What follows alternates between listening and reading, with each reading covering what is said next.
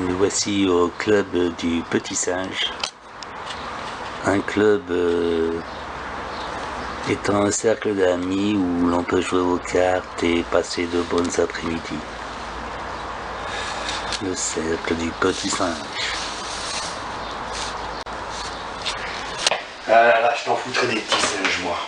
Bon, est-ce que c'est cadré, ça? Bernie, calme-toi. Donc, bonjour les gens. Ça fait un petit moment qu'on n'a pas fait de vidéo parce que c'est toujours pareil. On a les idées, on a la niaque, on transpire. C'est la Moselle, hein, au mois de juin. Non, on transpire. On n'a pas le même moyen que les autres, c'est pas d'aujourd'hui.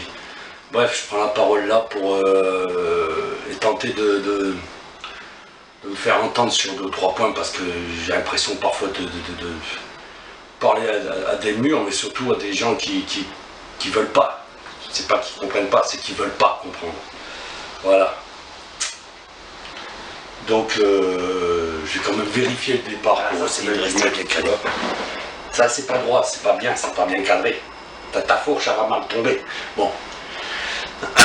Pas content de voir tout ce merdier là, des gens qui excitent les autres pour essayer de tenter de faire un pseudo coup d'état le 14 juillet. En fait, étant donné que ce sont des sectes et l'extrême droite qui sont derrière,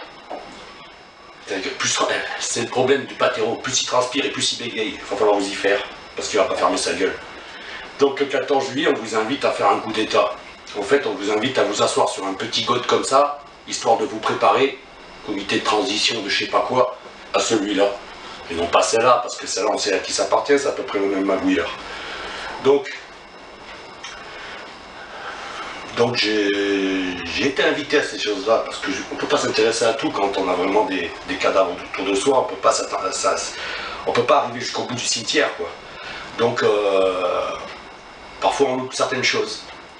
Puis heureusement qu'il y a des amis sincères, comme ma petite Nadine dans le sud, dans le Var, coucou Nadine, qui m'invite à la rejoindre le 14, et puis au final à deux on a pu réfléchir un peu, grâce à des alertes un peu, et découvrir un peu ce qu'il y avait. Et puis là, sur Thionville, il y a des placards, grâce à Manolo, mon ami Manolo, qui a pris en photo ce genre de placards sur les murs, d'appel au coup d'état. On sait qui y a derrière. Et maintenant, il y en a ras-le-bol de ces mange-merdes. Parce qu'à force de les croiser, quand ils sont surveillants dans un magasin supermarché et tout, éduqués en mode Sora, éduqués en mode... comment il s'appelle là, celui-là, le gros porc là, qui est tous fils de bonne famille. D'accord, il n'y a pas un seul pauvre dedans, pas un seul. Écoutez-moi bien, race de mort. La France, c'est pas ça. La France, c'est pas 30% de Français qui veulent le retour de DSK. Ils en veulent pas de ce porc-là. Ils devraient pas être libres. Ils veulent mourir pour Israël, comme Kouchner, qui se casse chez leur copain Netanyahou, mais qui prennent pas la France pour une pute, d'accord? Voilà. Donc ces sondages-là, que ce soit pour le Conquistador ou pour le Nabo, c'est de la merde. Alors pour la blonde, je vous raconte pas. Voilà. Ils essayent aussi de vous amadouer, de vous faire pleurer pour les guignols. Parce qu'évidemment, les guignols sont des marionnettes. C'est comme le chien. Hein. La marionnette, c'est comme le chien, je suis désolé. Le chien, il va... Ou tu lui apprends à mordre, ou tu lui apprends à respecter les enfants. Le chien, il demande qu'à apprendre. C'est con, mais c'est comme ça. Le chien, il demande qu'à te faire plaisir. Si ton plaisir, c'est de le voir dangereux, il sera dangereux. Si ton plaisir, c'est de le voir hyper cool, il sera cool. Les guignols, c'est pareil. Les guignols, l'esprit canal, Coluche, tout ça, c'était parfait. Le haque coucou, on connaît. Les papinades, le cantonat et sa poésie, tout ça, ça allait. C'est devenu vachement merdique, mais autant aussi merdique que la chaîne est devenue merdique, quoi. C'est devenu une aberration. Ça fait de la politique en mode Gassio, là.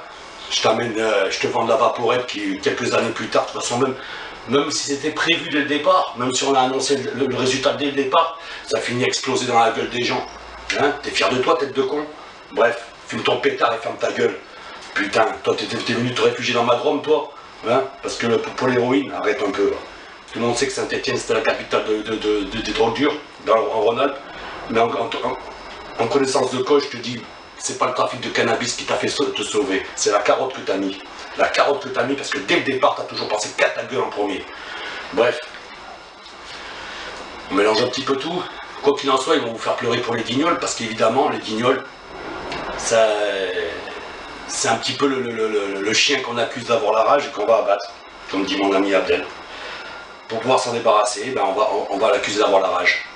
Et comme les gens préfèrent regarder ces 5 minutes de guignol par jour plutôt que faire le tour des médias, et ben ils vont se révulser à ça.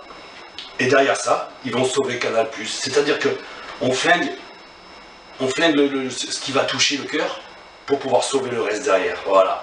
Alors franchement, laissez crever les guignols. Le jour où on est libre, ils seront pas morts. Ils seront pas morts. Ils vont revenir. Ils vont revenir sagement, proprement, efficacement et pas merdiquement comme ils sont dernièrement. Bref, ils peuvent crever. Pour l'instant, j'en ai rien à foutre. Il y a des gens qui crèvent, qui sont vraiment humains, eux. C'est pas des pantins. Vous comprenez ça? C'est pas des pantins. Bref, le petit reportage sur la CGT aussi, c'est pareil. La CGT, il y a plein de problèmes avec les syndicats, les machins, compagnie. Ça vient pas des gens qui sont sur le terrain. Alors arrêtez de cracher comme ça bêtement, amenez du concret avec les noms, les responsables et les condamnations, mais n'amenez pas dans la généralité des gens qui ont transpiré pour le droit des autres et les droits et ceux de tout le monde en fait, au goulag là. Putain, enfin bref. Enfin. Ce qui est important surtout, c'est tout ce qui se passe au niveau de ce pseudo-terrorisme d'État. Hein, qui joue avec la moindre défaillance de l'être humain. Et ça, on va en faire 8 minutes spécialement que pour ça. Donc,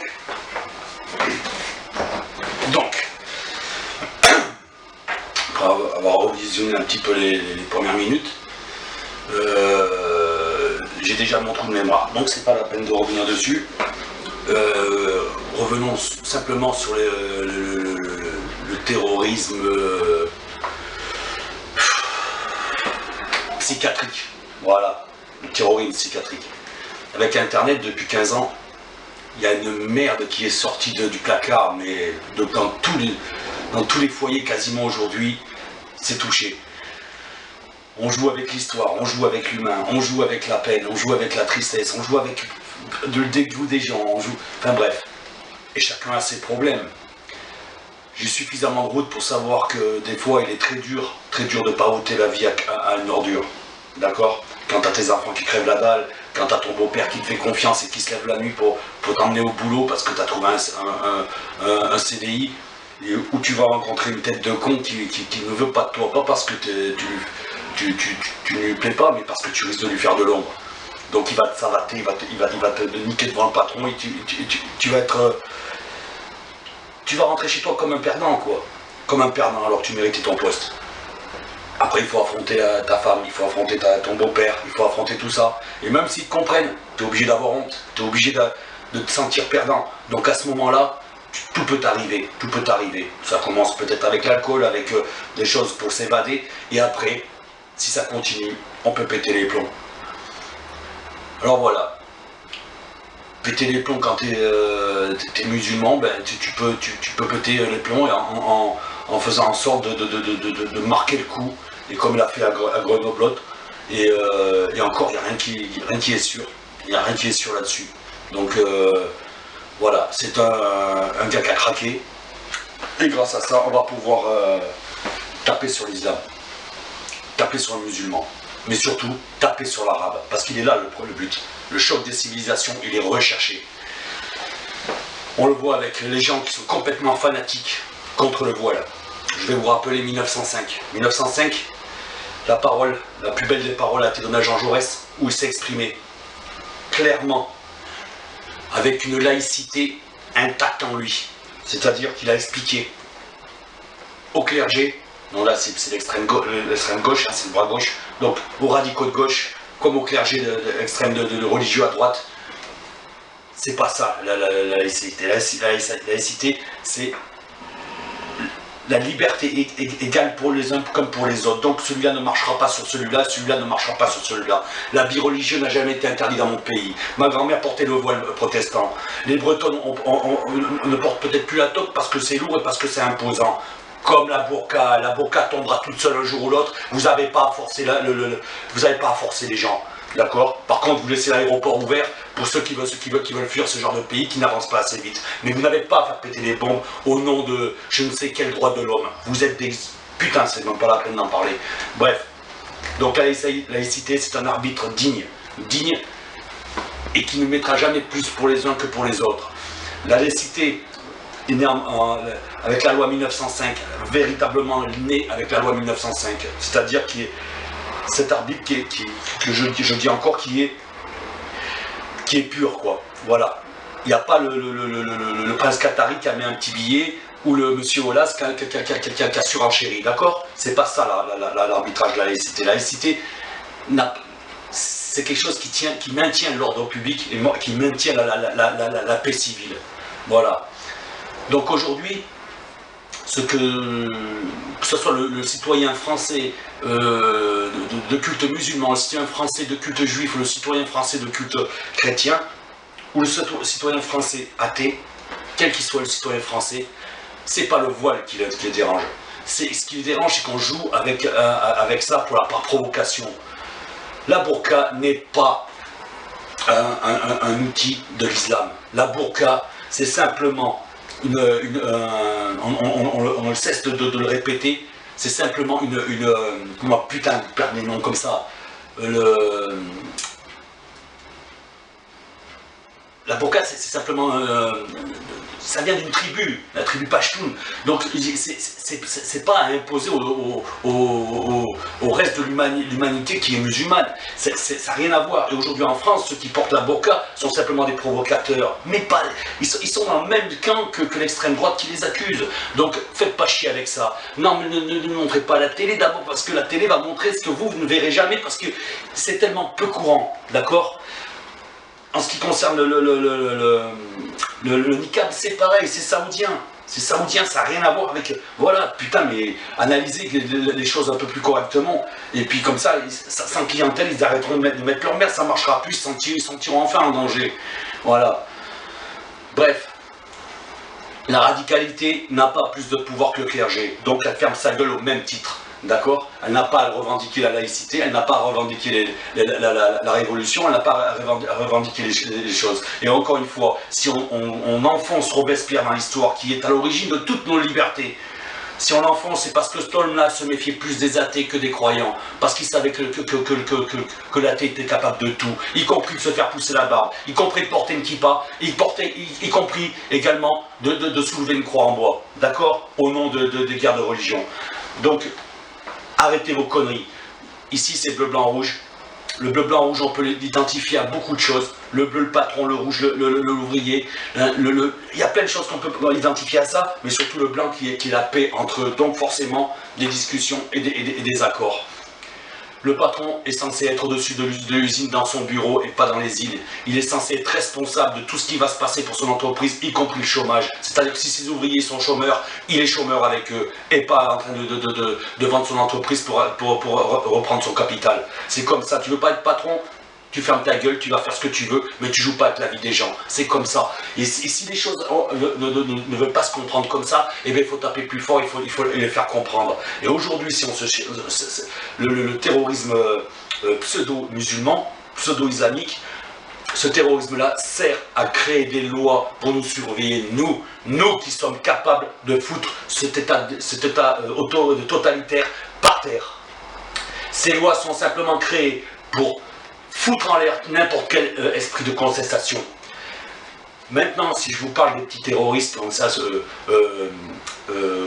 avec leurs neurones accaparés par Internet, combien de fois on m'a fait le coup, moi? Combien de fois on m'a pris pour un con grâce à mes fautes d'orthographe, grâce à mon parler? Combien de fois on m'a pris pour le dernier des chiens, à essayer de me faire passer pour ce que j'étais pas, et surtout de me faire agir comme je l'aurais jamais agi? C'est incroyable le nombre de fois. Alors moi je vous le dis, face à ces bâtards qui ont une carte assermentée dans la poche et qui sont 100% les vendeurs de Front National et compagnie, ces pourritures-là qui pour une raison d'État vont mettre l'extrême droite au pouvoir. Ces gens-là, ce qu'ils ont fait, ils se tentaient de faire avec mon cerveau, avec un cerveau de 16 ans ou de 20 ans ou même de 25 ans, ils sont sûrs de leur coup. Alors à vous de réfléchir, parce que si tu es le voisin d'un de ces gamins, tu peux le sauver si tu es un Alors, Bon, je vous disais par rapport aux gosses, tout à l'heure, quand je compare un chien, c'est par rapport à la vie. Tu rencontres un chien qui a 4-5 ans et qui a pris des coups, il est violent ou il est méfiant, c'est à toi de gérer. Il va peut-être te casser les doigts au début, tu vas lui casser une dent, et au final, il va accepter que toi comme maître. Il va rester 6-7 ans le plus fidèle de tes amis. Bref, un gamin, c'est pareil, tu le rencontres à 17, 18, 19 ans, il a déjà été forgé. Il est en train de couler, ton expérience peut lui donner un coup de pouce, tu vois, il est au bord du ravin, toi tu es entre le ravin et lui, tu mets un petit coup d'épaule, il tombe pas, et tu poursuis ta route, t'es pas là pour avoir des royalties de ce que tu as fait, quoi. Et ça veut pas dire qu'un gamin va pas se retourner contre toi à un moment donné. Donc comme je dis, si la main gauche t'a aidé, la main droite peut te tomber sur la gueule, ça c'est pareil, ça fait partie de l'expérience de la vie. Donc aujourd'hui, l'exploitation de cette jeunesse qu'il y a depuis 15 ans sur Internet fait que vous, là, chez vous, c'est bien votre petit voisin qui allait faire vos courses, les courses de la grand-mère d'à côté ou quoi que ce soit quand il avait 10 ans, peut être la petite pourriture d'aujourd'hui. Mais on l'a fabriqué comme ça. Et vous, si vous avez votre citoyenneté, un peu de couille, vous pouvez l'aider. Vous l'aider à ne pas sombrer. Et pas, je parle pas du clavier, je parle de l'action, l'action concrète. Donc voilà, et aujourd'hui, je le répète, avec l'expérience que j'ai, par où est passé mon cerveau, un gamin de 16 ans, de 20 ans, de 25 ans, s'il n'a pas un support à côté pour lui dire la vérité, il est obligé de sombrer. Et le mec qui craque, il va craquer. C'est comme moi quand je me mets en colère, je vais pas dire pute, zut, c'est pas bien, ça va être bordel de Dieu, va manger tes morts. Parce que j'ai grandi comme ça, avec cette violence-là, la colère s'exprime comme ça. Donc, voilà. Le gars qui pète les plombs après son patron, qui est complètement, comment dire, lobotomisé par Internet et compagnie, eh ben s'il coupe une tête et qu'il met des drapeaux islamiques, mon pote, je veux dire, ça fait pas de lui un musulman. Ça fait de lui un malade mental. C'est tout. Et un malade mental, vu comment on joue aujourd'hui, on sait qu'il y a 2000 schizophrènes en liberté sur Marseille, pas parce qu'il n'y a plus de place, mais parce qu'on espère que les drames que vont fournir des gens sans soins dans la rue mèneront au Front National. C'est la manipulation permanente et à tous les niveaux. Donc aujourd'hui, quand on connaît le peuple, c'est-à-dire qu'on se promène à travers la France et qu'on rencontre ce peuple à tous les étages, parce que M. Gatliff, que vous le dites ou non, le peuple, il existe, il est toujours là. C'est un peuple qui contient plusieurs peuples, mais il est toujours là. Ça réfléchit, c'est conscient, c'est humain. Et 60% d'abstention le prouve. Ça veut dire qu'ils n'iront pas au Front National, mais ils préfèrent rester en retrait parce qu'ils n'ont pas pris confiance en ceux qui essayent de dire la vérité. Parce que ceux qui essayent de dire la vérité, qui essayent de se battre, on les enfonce et on essaye de les transformer en ce qu'ils ne sont pas. Donc voilà.